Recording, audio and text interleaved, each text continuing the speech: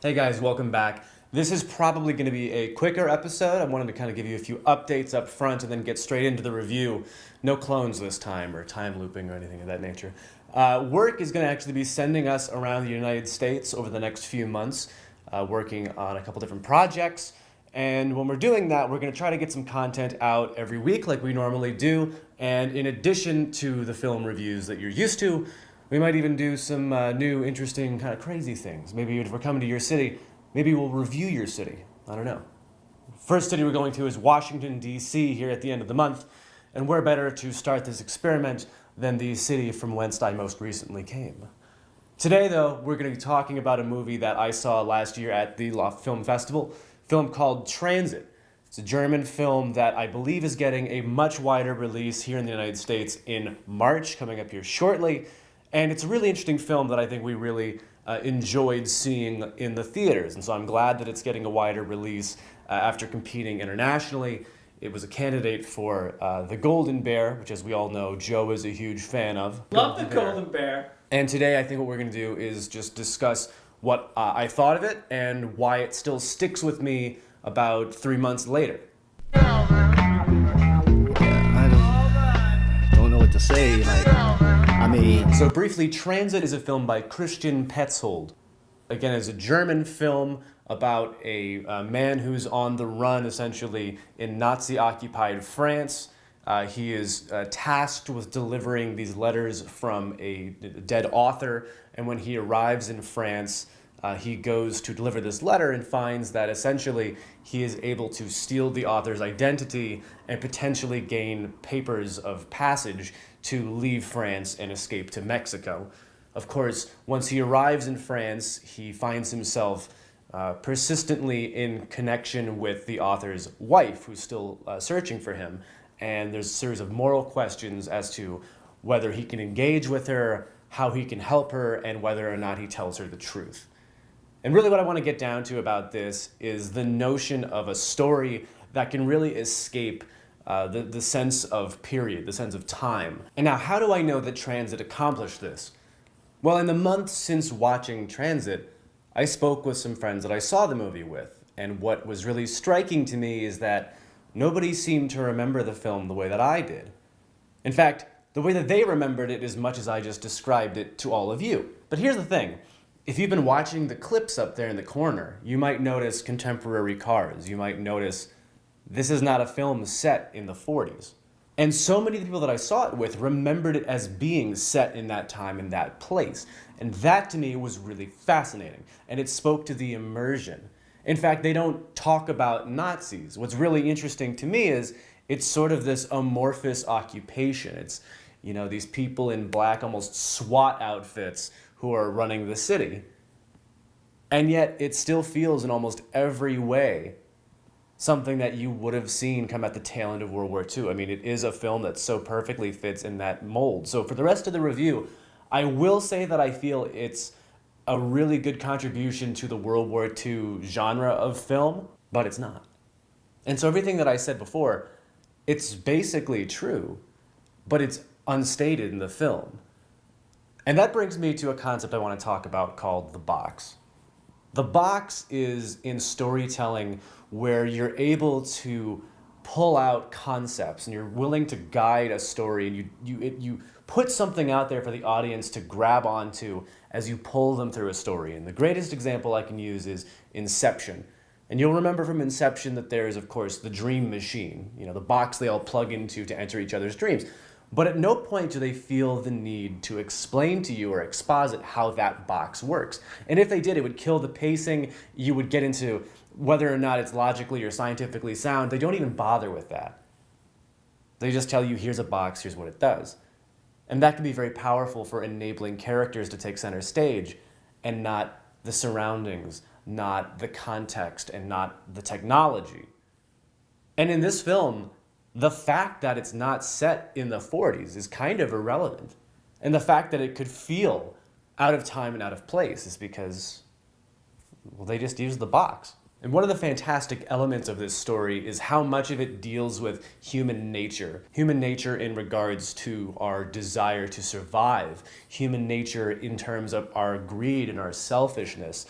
human instinct in terms of what it is to be a good person interacting with somebody else, even in a terrible and dire situation.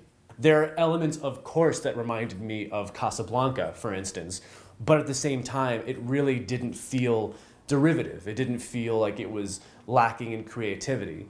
And most importantly was the fact that, much like Casablanca, it is character driven. You care about the characters and you care about their idiosyncrasies, and you kind of hinge and wait for every little decision that they make to see whether they do what you would expect, whether what you would do if you were in that circumstance. And you struggle to really judge them or even see who they are as people, because in many cases, they're not being honest with each other. So how can you really tell that you're getting an honest depiction of them as they really are? And another way that it kind of reminded me of Casablanca is that it's very film noir in a lot of respects. Not just because every character is kind of shady and their motivations are hidden. There's also a very effective and interesting use of a narrative voiceover, a sort of a voiceover that feels as if it's coming from an omniscient third-person narrator from a book, for instance. Someone who knows an insight into the characters and is really able to set the stage for how they feel or for some additional context. It's one of those things that I talk about a lot, is how a voiceover can be very effective when it's used appropriately. And in this, it gives so much space to the characters. It really serves more as what you would get in a playbill before a stage play, where it kind of sets the scene for what you're about to see, kind of introducing each scenario, because you don't have the time to go through and get all of the background at each point, at least if you want to keep up the pace. And that really creates a world of immersion. And make no mistake, every character in this film is lost, whether it is the author who's about to die, whether it's our protagonist who is really searching for some sort of human connection in this miserable, almost apocalyptic version of World War II France, for whom death is an imminent possibility. And he has to maintain and live this lie, even though the lie is part of the biggest barrier between him and this woman he may or may not come to care for. And it also has all of those components in relation to this poor woman who still believes against hope that her husband is alive. What's really coming across is not just how much I enjoyed the plot and kind of the innovation of that, but also following these characters as they interacted with different people and as they made their choices throughout their life. And I think that that requires really, really good acting and really well-paced directing and editing to really just allow those characters to shine through. And much like any good World War II film, the ending is kind of bittersweet. I'm not going to give you any spoilers because that's how I handle this channel. The fact is, though, it is a movie that is really about the human experience in the worst times imaginable, and every aspect of the film kind of reflects that. Now, in terms of things I didn't like, I think that at times I really struggled to empathize with some of the characters. I think that, as is often the case when the stakes are so high and the peril is so real, there were occasions where I didn't know if the characters' priorities were in the right order or if I really necessarily bought their actions. But in terms of a film that is a departure from what you're used to in this genre, particularly World War II films or pseudo-romance in a certain way, this was something that was truly different.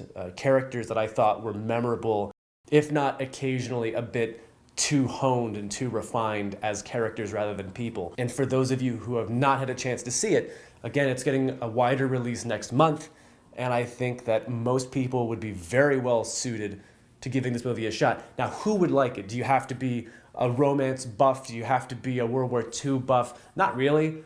Like I said, I think it really stands on its own. And while it utilizes some of those features and some of the trappings of those different genres, and I think to an extent World War II is its own genre, much like Vietnam is kind of its own genre, it does have its own merits and stands alone. So next month, if Transit does come to a city near you, I'd give it a shot. Normally I do the walk-off with some sort of a pun or something, and I just really don't want to do that today. What I would rather say is, As I mentioned at the beginning of this video, we are working on several new projects. We've got some things that are taking us across the country to film. We're putting out some documentaries here in a few months, and you guys will be the first to hear about it and probably the first to be able to check out any of that footage, any of that content. We're excited to share it with you. And if you are new here, like, subscribe, do the whole rigmarole. I'm not the first person to ask you to do this, but I do very much appreciate it. And if you are a returning subscriber, as always, we love you. So we got the end of the month update coming soon, some more shout outs for subscribers. We can't wait to get to that. But for now, keep doing you. I like you the way you are. You're good. You're cool.